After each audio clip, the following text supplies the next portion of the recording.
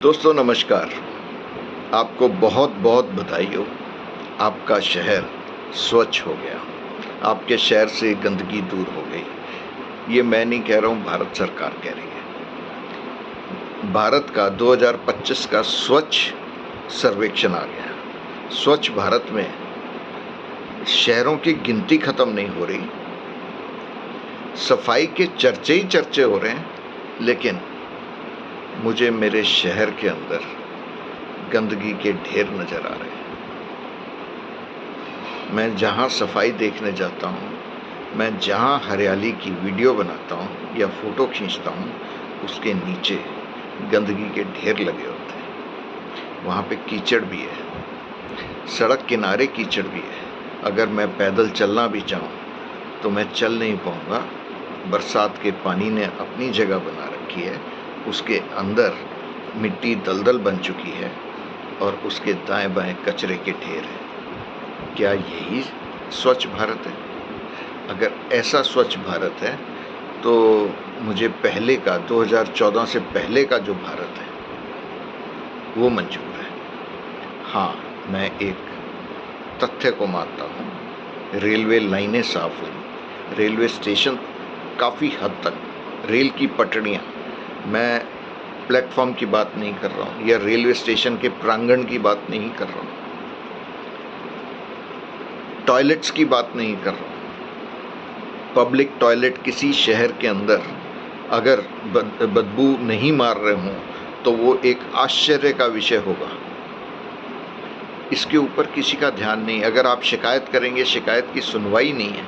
एक टॉयलेट की सफाई के लिए अगर कोर्ट जाना पड़े तो आप सोच सकते हैं हालात क्या है। और स्वच्छ भारत के नाम पे इतना रुपया खर्च हो गया, आप गिनती नहीं कर पाएंगे। एक गिनती आती है, नया आंकड़ा उससे दुगना आ जाता है। आप कहाँ तक गिनती गिनेंगे, क्या आंकड़े देंगे? अगर कोर्ट में 100 रुपये का तथ्य रखा तो उसके साथ एक नई एप्लीकेशन लिखी, उसके अंदर 250 का आंकड़ा आ गया।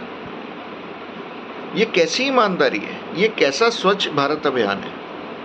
मुझे मेरे भारत से अटूट प्रेम है। ऐसा देश कहीं हो नहीं सकता जहाँ पे कितनी भाषाएं बोली जाती हैं, किसी को हिसाब किताब नहीं है, लेकिन लोग आपस में फिर भी बात करते हैं। आप किसी ट्रेन में सफ़र करके देखिए, एक बंगाली एक पंजाबी से बात करता है पूरे रास्ते, चाहे वो कोलकाता से अमृतसर का सफ़र हो या अमृतसर से कोलकाता का सफ़र हो। एक केरला का नागरिक कश्मीरी से कश्मीर तक बात करता हुआ जाता है या कश्मीर से केरल तक बात करता हुआ जाता है, और दोनों को एक दूसरे की भाषा चाहे समझ ना आती हो, लेकिन भाव समझ में आते हैं। तो ये कैसा स्वच्छ भारत है? अगर स्वच्छ भारत आपको देना है तो आप नागरिकों को भी स्वच्छ बनाइए और उनको आदत डालिए साफ रखने की। पिछले 7 वर्षों से मैंने गीला कचरा कचरे वाले को नहीं दिया, मैंने उसकी खाद बनाई और अपने पौधों को डाली। ये सब कर सकते हैं। और मैंने प्रेरणा कहाँ से ली?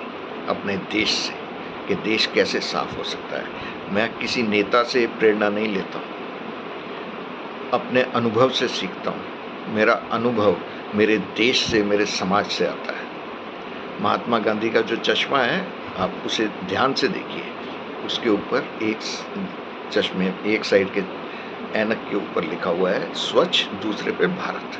यही तो हमारा स्वच्छ भारत है। नमस्कार, धन्यवाद।